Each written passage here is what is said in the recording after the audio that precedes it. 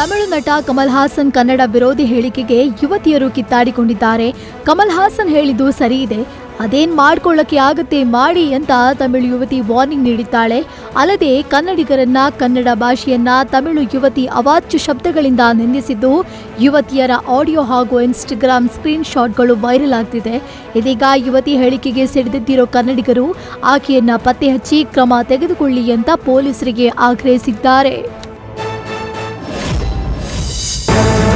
ಬೆಂಗಳೂರಿನ ಚಿನ್ನಸ್ವಾಮಿ ಸ್ಟೇಡಿಯಂನಲ್ಲಿ ನಡೆದ ಕರಾಳ ಕಾಲ್ತುಳಿತ ದುರಂತ ಪ್ರಕರಣಕ್ಕೆ ಸಂಬಂಧಪಟ್ಟಂತೆ ಕನ್ನಡ ಒಕ್ಕೂಟ ವಾಟಲ್ ನಾಗರಾಜ್ ನೇತೃತ್ವ ಇವತ್ತು ನಗರದ ಮೈಸೂರು ಬ್ಯಾಂಕ್ ಸರ್ಕಲ್ನಲ್ಲಿ ಕರಾಳ ದಿನಾಚರಣೆ ಮಾಡಿ ಪ್ರತಿಭಟಿಸಿದೆ. ಬಳಿಕ ಮಾತನಾಡಿದ ವಾಟಲ್ ನಾಗರಾಜ್ ಸಿಎಂ ವಿರುದ್ಧ ವಾಗ್ದಾಳಿ ನಡೆಸಿದ್ರು. ಪೊಲೀಸ್ ಅಧಿಕಾರಿಗಳನ್ನ ಯಾಕೆ ಅಮಾನತಿನಲ್ಲಿಟ್ರು?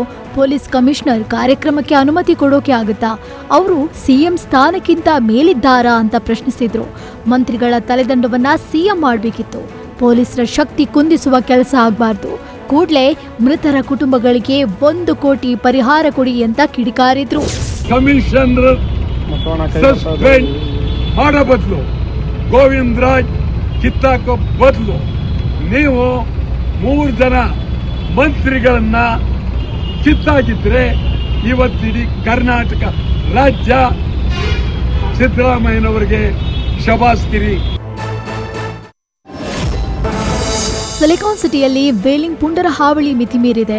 ಥಣಿಸಂದ್ರದ ಮುಖ್ಯ ರಸ್ತೆಯಲ್ಲಿ ಯುವಕ ನಂಬರ್ ಪ್ಲೇಟ್ ಇಲ್ಲದ ಬೈಕ್ನಲ್ಲಿ ವೇಲಿಂಗ್ ಮಾಡಿ ಹುಚ್ಚಾಟವಾಡಿದ್ದಾನೆ. ಯುವಕನ ವೇಲಿಂಗ್ ಹುಚ್ಚಾಟದ ದೃಶ್ಯ ಕಾರಿನ ಡ್ಯಾಶ್ಬೋರ್ಡ್ ಕ್ಯಾಮೆರಾದಲ್ಲಿ ಸೆರೆಯಾಗಿದೆ.